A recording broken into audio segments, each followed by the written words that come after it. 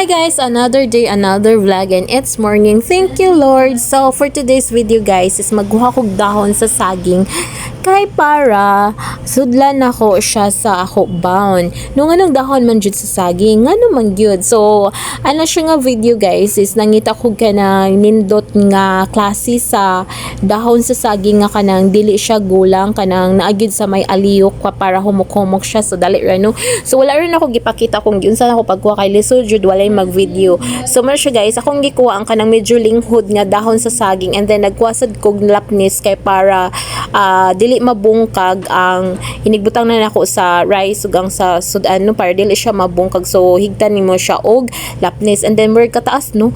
So ano siya guys, ako nagihawb ang dahon sa saging kay if dili na siya nimo ihawb sa kayo, magisi siya guys. So kinahanglan ihawb siya para dili gid siya magisi sige balik. So guys, so motor siya nakahinumdum ko during elementary days no, nga kanang mo jud siya bawunan good kasagaran.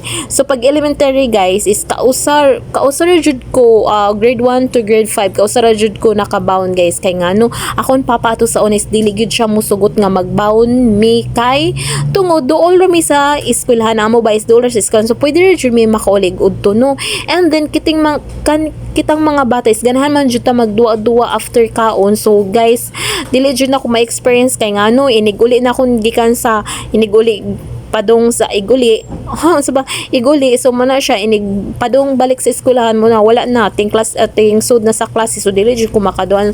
So kana siya nga time guys is nagprito na kog bulad. Yes, bulad ang ato sudan guys kay mo na siya pinakalami nga sudan nga kanang ang ibutang siya sa dahon sa saging sige balik no.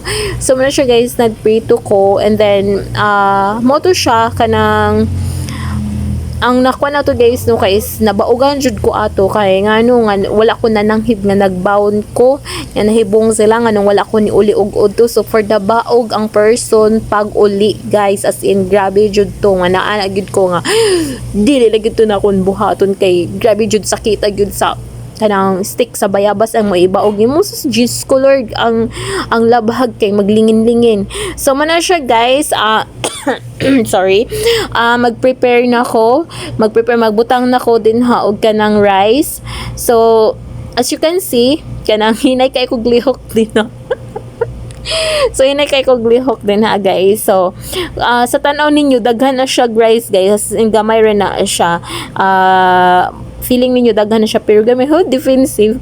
So mana siya guys, ako nagibutang as in excited kay ko nga excited anytime ano kay excited kay ko maniud to kay ngano kay as in murag lahi ra jud nga kanang murag nibalik jud sa una gid nga kanang maglingkuron gani magatubangay mo sa imong mga classmates and then nakanindot man gud sa dahon sa saging guys kay kanang ilabay ra siya ni moderatyo no. And then so kani siya guys, ako nagibutang ang buwad sa igbaw sa rice. So ana kanindot gid niya is kanang dili siya wala siya after like kanang plastic ang imusudlan sa imo rice, murag na siya something murag na siya after taste pero kani siya guys as in grabe good kanang makaana jud ka kanang walay mumho nga masayang walay kay makaon jud nimo tanan. So inanaon ra na siya guys pag fold, and then hinahinayon lang nimo kay para dili gid siya magisi no, careful lang gyud siya sa pagkuan.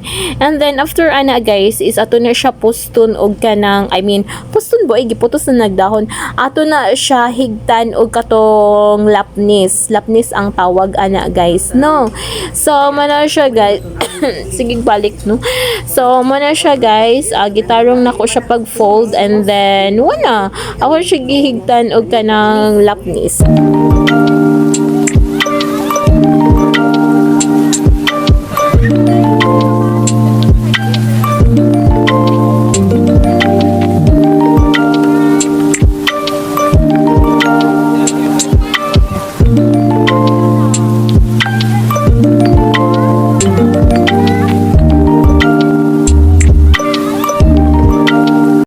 Guys, so man na siya after nga nako siya nga nahigot siya sa lapni. So, oh my god.